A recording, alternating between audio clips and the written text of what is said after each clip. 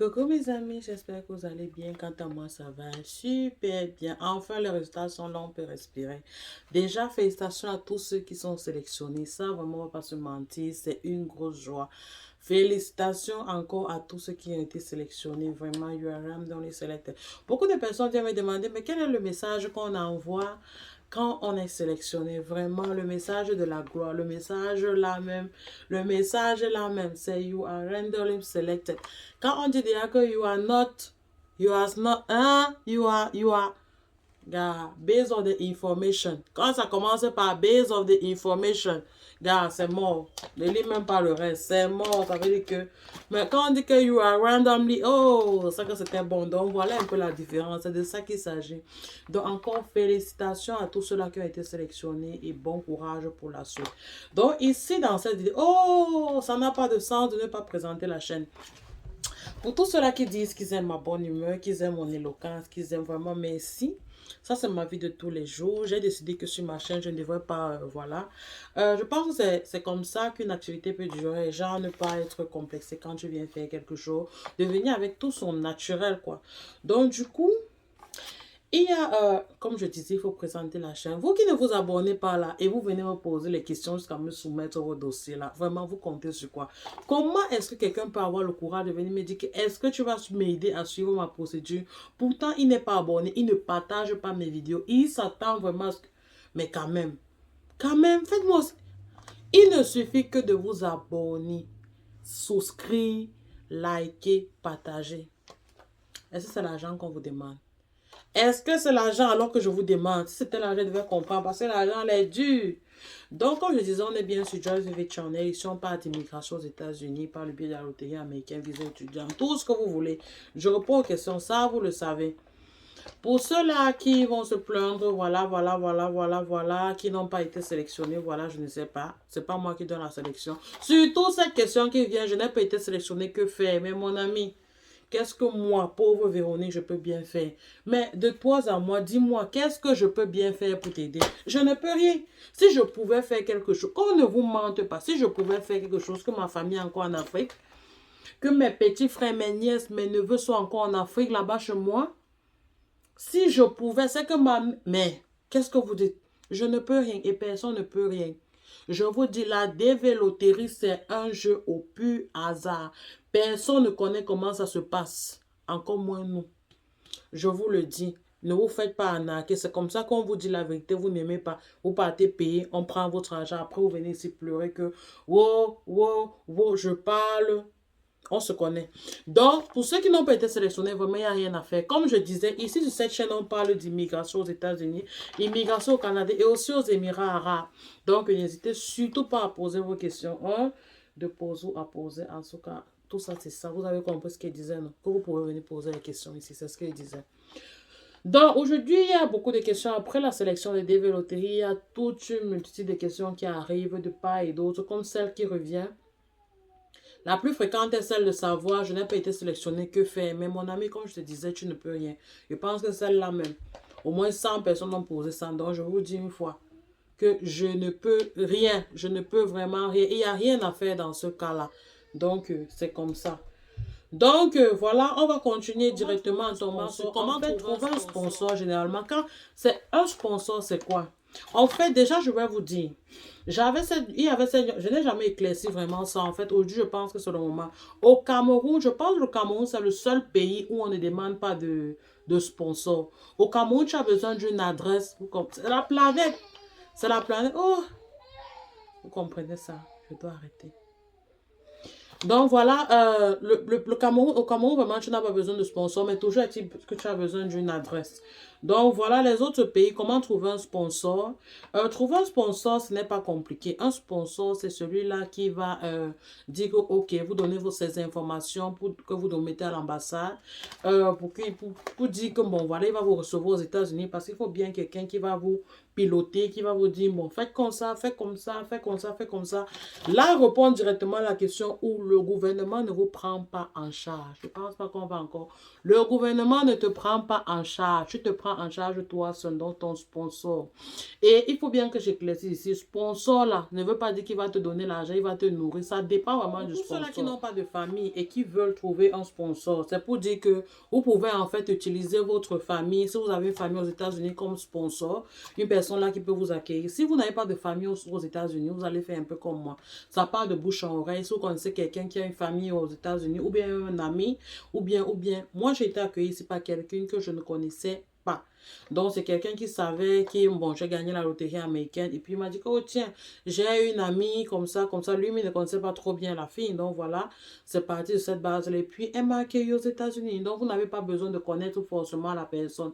Ça peut être n'importe qui. Hein. Et de fois aussi, il faut savoir qu'aux États-Unis, c'est quelque chose de vraiment compliqué. Ça, c'est la face, je veux dire, cachée de l'Amérique où on ne parle pas beaucoup. Ici, il n'y a pas financièrement personne et de personne. Je ne sais pas si on se comprend. Dire ça comme ça, ce sera un peu cru, mais ici, personne n'est de personne. On t'assiste en cas de bonheur ou de malheur, mais dans ta vie quotidienne, la vie de tous les jours, il n'y a personne pour t'aider. Donc, ce qui dit, la personne qui te reçoit, ça va dépendre de cette personne, si la personne va te prendre en charge ou pas. Donc, si tu manques celui qui va te recevoir, tu peux trouver quelqu'un là qui est en train de traverser une mauvaise période de sa vie. Et j'ai levé les mains, nous voici.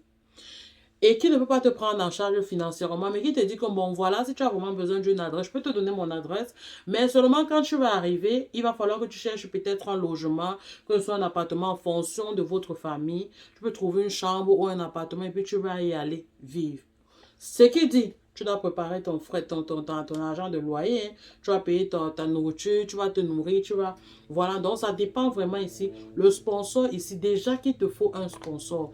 Maintenant, le sponsor va te dire que voilà, je peux te prendre en charge peut-être sur 3 mois, je ne peux pas te prendre en charge. Donc, ça va dépendre vraiment de votre sponsor. Donc, ne soyez pas effrayés. Toujours est-il que vous allez, ce n'est que l'argent. Le vrai problème même ici en Amérique, là, ce n'est pas là. Bon, dire que ce n'est pas l'argent, c'est un peu trop dit. Mais pour quelqu'un qui vient, qui doit travailler, c'est pas vraiment, it's not a big job. Le problème même, on va parler ça dans les inconvénients de l'Amérique. On ne va pas tout dire cela maintenant comme ça. Donc, quand je répondais à la question de comment trouver un sponsor, c'est un peu ça qui est là. Donc, une fois que vous avez été sélectionné, encore félicitations. Regardez ceux qui proposent des vidéos en ligne, comme les nous. Bon, voilà, on peut vous recommander certaines personnes. Ou on peut vous dire tout simplement comment ça va se passer. Il y a le loyer, il y a ci, il y a ça. Vous n'êtes pas forcément obligé de vivre avec ces personnes-là. La personne peut vous trouver un appartement ailleurs. Donc, n'hésitez surtout pas de poser les questions autour de vous.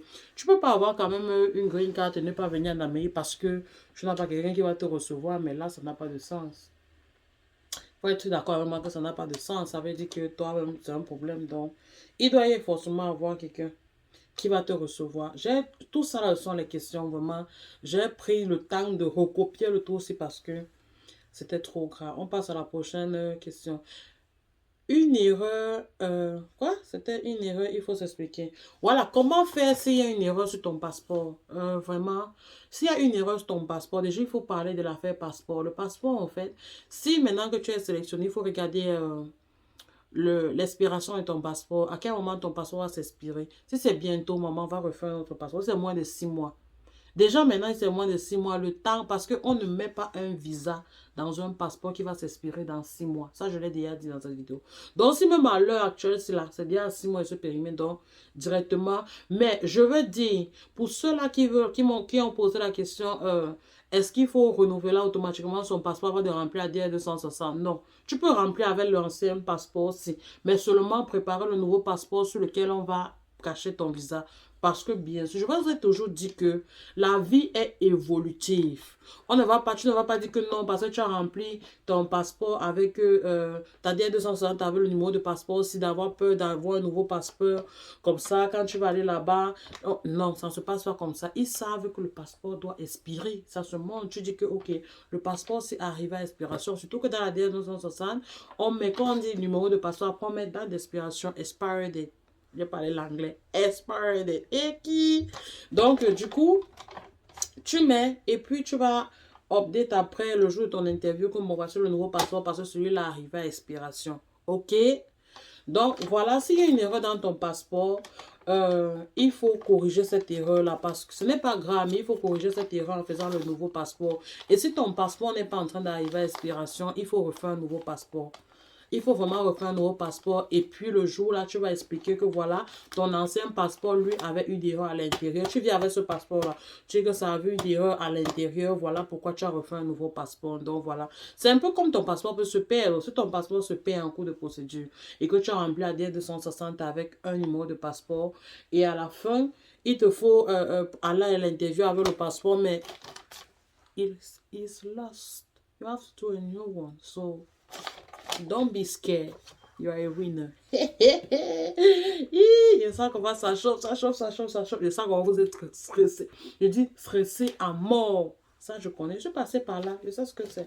En même temps que moi, il était même là comme ça. Là, il disait que... bon, voilà, la prochaine question, c'est... comment faire si ton passeport n'est pas encore sorti? Je pense que chez nous, on a plus ce problème de passeport. Selon les témoignages, les reviews, c'est que maintenant, quand tu fais ton passeport, ça sort très vite. Non, je pense pas que ça soit bien de chez moi. Ça doit être peut-être les pays d'à côté.